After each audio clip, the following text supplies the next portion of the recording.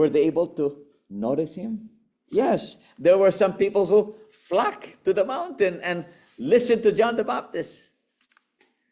What will happen if John the Baptist go inside to the synagogue? He would have been stoned probably. They're not going to be allowing him inside.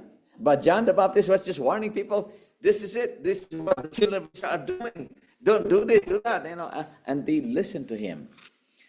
That's what we're doing here, though. We're warning people, right? Now, is God going to raise up a people today who will bear the message like Elijah? Yes, he will. That's what it says here in Christian Service. In the closing work of God in the earth, the standard of his law will be again exalted.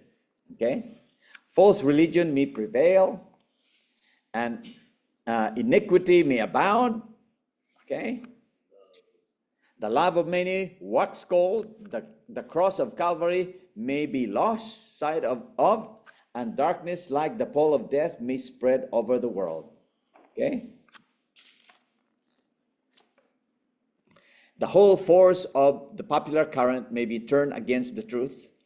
Plot after plot may be formed to overthrow the people of God, but in the hour of greatest peril, the God of Elijah will raise up human instrumentalities to bear a message that will not be silenced.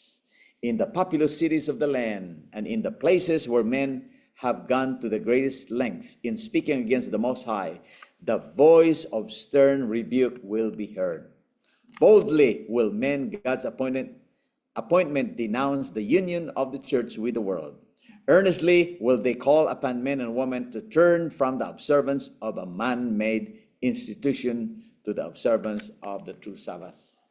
So God will have a people who will denounce the apostasy, like Elijah. Okay? And he will represent the saints. Remember, Elijah was a type, according to PK 227. Elijah was a type of the saints who will be living on the earth at the time of the second advent of Christ, who will be changed in a moment, in a twinkling of an eye, at the last trump, without tasting death. So there will in these days who will have the power and spirit of Elijah. They will denounce sin. They will denounce the apostasy. Okay? Now, how are we going, if we are those saints, how are we going to deliver that message if we have the power and spirit of Elijah? How are we going to do that? It says in Isaiah 58:1, cry aloud, spare not, lift up thy voice like a trumpet, and show my people their transgression and the house of Jacob their sins. So we have to show. But people, they don't like that. They say, oh, you're judgmental, why can't you just tone down your message, What happened if we tone down the message? If we lower the standard, what's going to happen? Well, God going to be happy? You think God is going to be happy if we tone down the message? Now, here is the experience of Ellen G. White here. When Ellen G. White was given the vision, and she was told that she has to relate all the things that she received, right? Then Ellen G. White, she had a hard time to give that message. So what she did, it says here, when the Lord first gave me the messages to deliver to his people, it was hard for me to declare them. And I often softened them down and made them as mild as possible for fear of grievous sum. So for fear, he was just trying to make it mild, easy to accept. Just like telling the people the church is Babylon. That is hard. But we have to do it. Because if we tone down, just like what Ellen G. White did, what happened? Was God happy to her? It says, it was a great trial to declare the message as the Lord gave them to me. I did not realize that I was so unfaithful and did not see the sin and danger of such a course until in vision. So she was given the vision. I was taken into the presence of Jesus. He looked upon me with a frown and a turn in his face from me. So Christ actually frowned to her. Christ was not happy. And of course, when you see Christ not happy to you, what's going to happen? Oh, that means he doesn't like me. So It is not possible to describe the terror and agony I then felt. I fell upon my face before him, but had no power to utter a word. Oh, how I longed to be covered and hid from that dreadful frown. Then could I realize in some degree what the feeling of the lost will be when they cry, mountains and rocks fall on us and hide us from the face of him that sitteth on the throne and from the wrath of the Lamb. The good thing is this was just a vision. It was just a vision. So here, the angel actually, what happens if we don't lift up our voice like a trumpet? Just like Ellen White. So it says here, the angel actually, okay, hold on. Let me go back to this quotation again here. Okay. Presently, the angel bade me rise, and the sight that met my eyes can hardly be described. A company was presented before me whose hair and garments were torn and whose countenances were the very picture of despair and horror. They came close to me and took their garments and rubbed them on mine. I looked upon my garments and saw that they were stained with blood, and that blood was eating holes in them. Again, I feel like one dead at the feet of my accompanying angel. I could not plead one excuse. My tongue refused all utterance, and I longed to be away from such a holy place. Again, the angel stood me upon my feet and said, this is not your case now. Even though you did not do the job, this is not your case now. But this sin has passed before you to let you know what your situation must be if you neglect to declare to others what the Lord has revealed to you. It was just a warning that if you are going to tone down the message, this is what you're going to get. Christ is not going to be happy with you. Okay? So, but if you are faithful to the end, you shall eat of the tree of life and shall drink of the river of the water of life. You will have to suffer much, but the grace of God is sufficient. I then felt willing to do all that the Lord might require of me, to do that I might have his approbation and not feel his dreadful frown. So at this time, Ellen G. White did everything already. She warned the Adventists. Now for us though, if we are going to tune down the message, what's going to happen? What's going to happen if we don't lift up our voice like a trumpet? If we don't warn the people, what will be the consequence of that? In Ezekiel, this is the consequence that we will get if we don't warn them.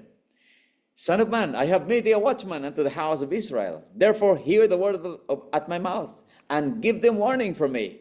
When I say unto the wicked, thou shalt surely die, and thou givest him not warning, nor speakest to warn the wicked from his wicked his life, and wicked man shall die in his iniquity, but his blood will I require at thine hand. And if thou warn the wicked, if he turn not from his wickedness, nor from his wicked way, he shall die in his iniquity, but thou hast delivered thy soul. We need to warn them. How about the righteous? Again, when a righteous man turn from his righteousness and commit iniquity, and I lay a stumbling block before him, he shall die, because thou hast not given him warning. He shall die in his sin, and his righteousness which he hath done shall not be remembered. But his blood will I require at thine hand. Nevertheless, if thou warn the righteous man, that the righteous sin not, and he doth not sin, he shall surely live, because he is warned. Also, thou hast delivered thy soul. So, we have to do our work. God has given us a work, and we need to warn people. And are we going to lower the message? Are we going to tone down the message? No. Who are the people, who receives the seal of God? Who receives the mark or the seal of God? Are those people who just sit down and just look at the apostasy? They just forget them. They're doing it. Just leave them alone. You think if you are just like that, you think you will receive the seal or the mark of God? It says here in Ezekiel, and the Lord said unto him, go through the midst of the city, through the midst of Jerusalem, and set a mark upon the foreheads of the men that sigh and cry for all the abomination to be done in the midst thereof. So only those who sigh and cry are being marked by God. They will receive the seal. But for those who are not sighing, they're not going to receive it.